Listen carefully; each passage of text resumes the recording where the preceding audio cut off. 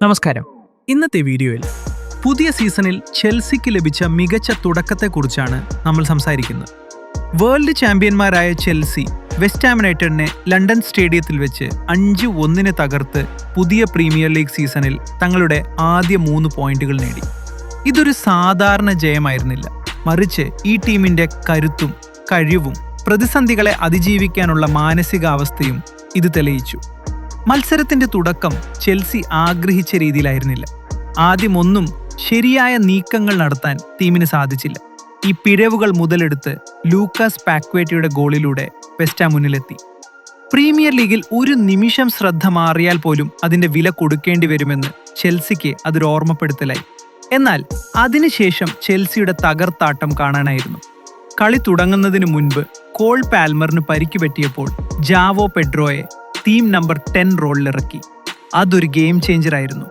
1 ഗോളും 2 അസിസ്റ്റുകളും നേടിയ പെഡ്രോ തന്റെ കഴിവ് തെളിയിച്ചു. തുടക്കത്തിലെ പിഴവുകൾക്ക് ശേഷം കളിയോടുള്ള തന്റെ ആത്മവിശ്വാസം അവൻ വർദ്ധിപ്പിച്ചു.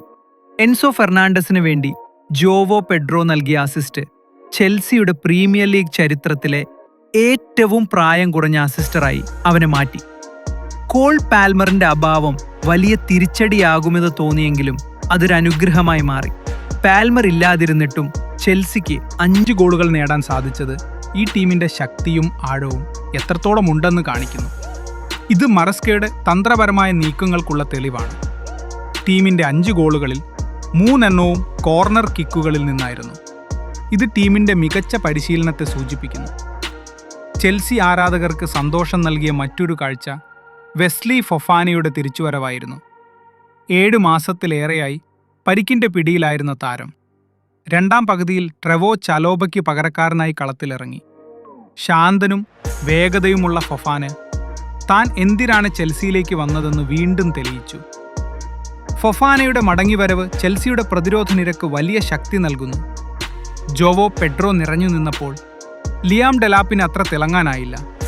അദ്ദേഹം കഠിനാധ്വാനം ചെയ്ത് കളിച്ചെങ്കിലും ഗോൾ നേടാൻ സാധിച്ചില്ല. എങ്കിലും ഡെലാപ്പ് യുവ കളിക്കാരനാണ്. ഈ തലത്തിൽ എങ്ങനെ കളിക്കണമെന്ന് അദ്ദേഹം പഠിച്ചുകൊണ്ടിരിക്കുകയാണ്. ജോവോ പെഡ്രോ മികച്ച പ്രകടനം കാഴ്ചവെക്കുന്നത് ഡെലാപ്പിന്റെ മേലുള്ള സമ്മർദ്ദം കുറയ്ക്കും. ചെൽസി ആരാധകർ കാത്തിരുന്ന ഒരു പ്രകടനമായിരുന്നു ഇത്. പിഴവുകൾ സംഭവിച്ചെങ്കിലും ഭയപ്പെടാതെ പരിഹാരങ്ങൾ കണ്ടെത്തി കളി തങ്ങളുടേതാക്കി മാറ്റാൻ ടീമിന് സാധിച്ചു. എന്നാൽ വെസ്റ്റ് ഹാമിന് കാര്യങ്ങൾ അത്ര ശുഭകരമല്ല. ഗ്രഹാമിന്റെ ടീം തുടർച്ചയായി വലിയ തോൽവികൾ നേരിടുകയാണ്. 2 മത്സരങ്ങളിൽ 8 ഗോളുകൾ വഴങ്ങിയത് അംഗീകരിക്കാൻ കഴിയുന്നതല്ല. ഒരു പരിശീലകൻ വിജയത്തിന്റെ സന്തോഷത്തിലായിരിക്കുമ്പോൾ മറ്റൊരാൾക്ക് ജോലി നിലനിർത്താൻ പാടുപെടേണ്ടി വരും. ലണ്ടൻ സ്റ്റേഡിയത്തിലെ full time score West Ham 1, Chelsea 5.